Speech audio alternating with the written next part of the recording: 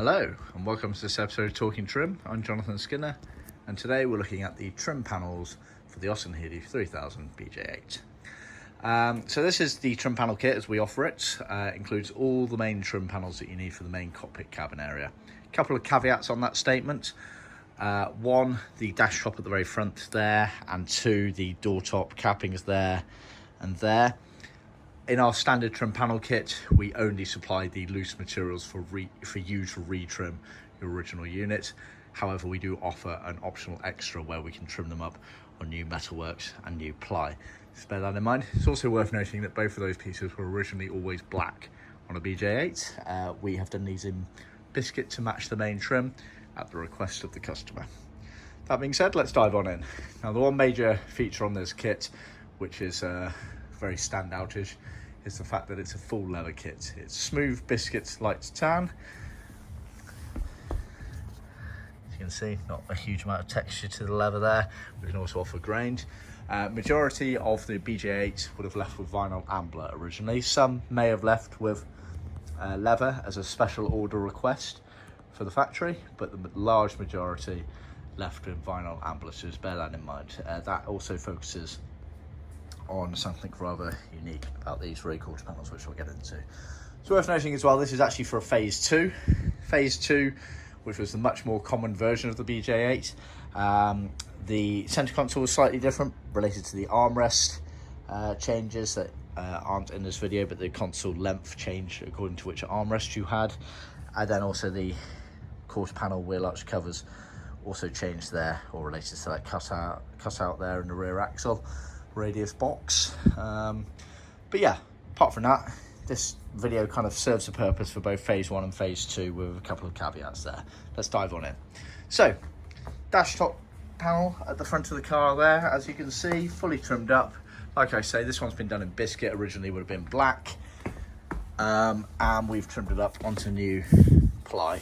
Turn that over, so it's brand new ply. It's got the vent holes etc in it. It's got the metalwork brackets on the left and right edges there, and it's got the rubber crash roll in there. It's all fully trimmed up, ready to go into the car. Like I say, optional extra, normally just the material. Then you have the switch dash fascia panel here. Because it's leather, we've skived it down our in-house skiving machine to make it thinner, makes it easier to attain a nice finish. That's effectively that piece there. You then have what we refer to as the center console. Center console's a retrim kit, so it includes 1, 2, 3, 4, and a piece of piping there. But then we also include some foam there, which replicate the L's and the wine bottle shape there. To show you where these go in the car, you basically got the L's go up and round the side of the center console, so you get a pair of those. Then you get the wine bottle there, which is where the gear stick effectively comes out of it, and then that sort of radio speaker panel there, that's that piece there, again skived because it's leather. And then this piece of piping sits in between the radio and the dash fascia there. It's worth noting here where the gear stick comes out of, this element here has a domed piece there. We include a piece of material in our carpet sets to retrim that, so just FYI, bear that in mind. You then have the A-post footwell panels, a pair of them. They're hardboard, got an CNC machine with the appropriate pilot holes in different areas on them, obviously for fitting to the car. They're trimmed all the way around, apart from on the back edge there, if that fits in nicely into a slot when you're trimming it into the car, where the sort of door closer is and the draft excluder, etc. It means it creates a nice seamless finish if you tuck that round. As you'll note, the left hand is a complete panel, the right hand has a hole in the middle of it, as per the earlier Healey models, something related to giving right hand drive cars a bit more foot room for the throttle gas pedal. It's going to be minimal, but every little helps, I guess. And obviously they didn't bother adapting it to change that panel, so all cars left with that hole in there. We include enough material loose for you to retrim the bodywork behind that hole, so everything ties in, so just bear that in mind. So a pair of those. You then get the main door panel casings. I've joined the capping on that one, so let me just remove that a second. So there they are. They're a rather unique door panel. You effectively had this D shape here with this piping, and then you had the L shape, and then they're joined together with a slight recess. This is the back of the panel. Obviously hardboard panels, as per the majority of our panel work in this. Worth reading our blog post about our hardboard panels, actually. It's an interesting one. It's got all the relevant pilot holes for the fixings and the door handle and window winder. It's also got the pilot holes there for the chrome door handle pull. It's got the metal U-channel capping on the front of it there. Let me just show you in this book. Yeah, so there's your door panel there. There's the door pull pilot holes here and here. Worth noting as well, we're going to be doing a blog post, handbook post about the trimming out of these. We cut them to that size, but there's a methodology to actually fitting the panels when you come to do it. So you don't want to be trimming out the whole circle, you just want to be doing a little bit and find out the exact position on your car before doing it all. Word of warning is you can effectively cock up the trimming of the door panels if you cut the hole too big.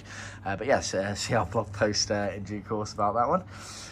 So yeah, the door panels all fully trimmed up, ready to go. Then you have the door top cappings. Now, as I say, as per the dash top, normally originally black, and normally as part of the trim panel kit we just supply the material loose for you to retrim your originals, but for an extra cost we can supply them on brand new metalwork. They have the shaped rubber inside. I've actually done another YouTube video about these cappings, so it's worth seeing because I show you an untrimmed version of one of those. Then when they're in the car, they effectively slot underneath there. You can see the contour on the front edge there is extremely similar there. So it's something like that when it's all in the car. Ties in very nicely when it's all the same colour. Then finally, the B-post quarter panels. Now these are a whole subject in their own right. Very unique to the BJ8. So the general shape of them is exactly the same as the BJ7, apart from this cutout here. Now the phase ones didn't have that cutout. It was exactly the same shape as the BJ7s.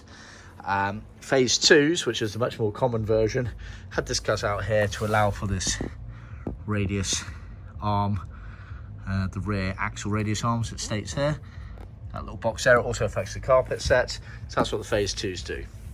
Now the main interesting feature about the BJ8 quarter panels is this embossed pattern on it. When they left the factory, the majority of them were vinyl ambler, and they always had this embossed pattern on it. When there might have been a special request for a leather kit from the factory, they just would have been plain. There would not have been any leather ones with this embossed pattern on it. We literally a matter of months ago discovered a very crafty way of getting the leather to weld correctly, so we can now offer full leather ones as per this with the embossed pattern on them. So effectively, when you're talking about these quarter panels, 3-tier option. You've got vinyl ambler, which would have always left with the embossed pattern on it. Obviously we can leave it off if you don't want it, but originally that would have been the case. Then you've got the leather option, as it would have left the factory if it was left the factory in leather, which would have been plain effectively, or you've got leather with the embossed pattern. There are costs associated to that final option, so just bear that in mind, obviously. But the actual quarter panel itself, hardboard, got the metal capping element on the leading edge there, has the hole there, which is for this chrome brackets here, which is all related to the rear seat folding shelf. It folds down, etc, etc. Then some bolts go into it to keep it in place, which is what that's for there. So that's all included. We do a nice job of trimming up this back part here as well, because actually when it's all in the car, you can see kind of down into it, so it's nice to have that bit covered, because it's one, gives you a bit of protection against a bit of water coming off the soft top, but two, looks nice, it ties into the car. So we go that extra mile. We try to effectively take the mentality that the back of the panel should look as neat as the front of the panel. So that's generally our ethos with these sorts of things. It's worth noting as well, going back to phase 1 versus phase 2, a few other companies out there have the correct blank pattern for the phase 1.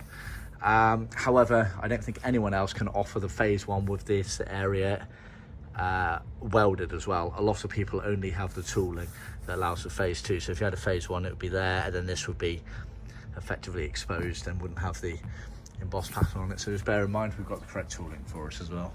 That's basically your job. Like I say, trim panel kit. So it's all of the main panels in the car. Optional extras of the dash top, door tops. Sold as a kit, it works out a lot cheaper than buying all the parts individually. However, we do sell them individually. And when I say individually, I mean in car sets. So effectively, the quarter panels are sold as a pair. Door panels are sold as a pair. Center console kit sold as a kit. A-post as a pair. Dash fascia has a single unit. And then obviously the dash top's either a retrim kit or a fully trimmed unit. Same principle with the door top cappings, sold in a pair, has a retrim kit or fully trimmed. Yeah, hope you found that informative. Quite a lot of information to absorb. Hope I haven't missed anything. Please remember to like, subscribe and share with other classic car enthusiasts, and be sure to check in for our next one. Cheers.